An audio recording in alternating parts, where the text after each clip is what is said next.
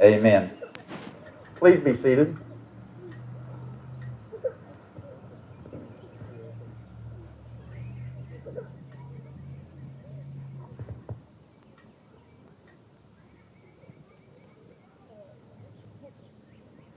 In 1 Corinthians 13, 4 through 7, we read, "Love is patient, love is kind. It does not envy, it does not boast, it is not proud, it does not dishonor others, it is not self-seeking, it is not easily angered, it keeps no record of wrongs. Love does not delight in evil, but rejoices in the truth. It always protects, it always trusts, always hopes, and always preserves." This is the word of the Lord. Thanks be to God. Thanks be to God. Leonardo, Samantha, you have known each other from your first glance of acquaintance to this point of commitment. At some point, you decided to marry. From that moment of yes to this moment of yes indeed, you have been making informal promises to one another.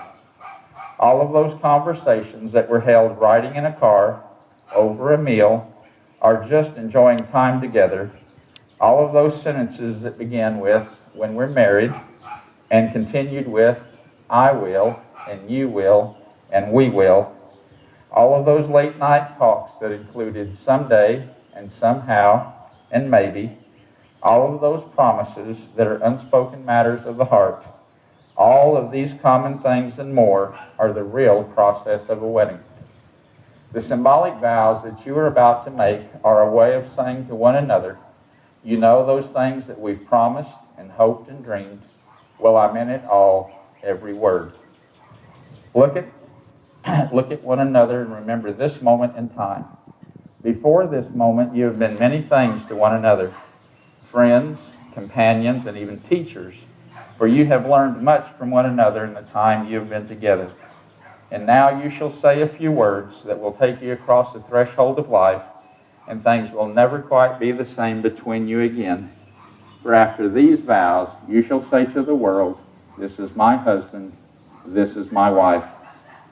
In Jeremiah 29:11 we read, "For I know the plans I have for you, declares the Lord, plans to prosper you and not harm you, plans to give you hope and a future." Please join hands. Just one. We'll do the others later. Do you, Leonardo, take this woman to live together in marriage? Will you love her, comfort her, honor and keep her in health and in sickness, in prosperity and adversity, and forsaking all others, be faithful to her so long as you live?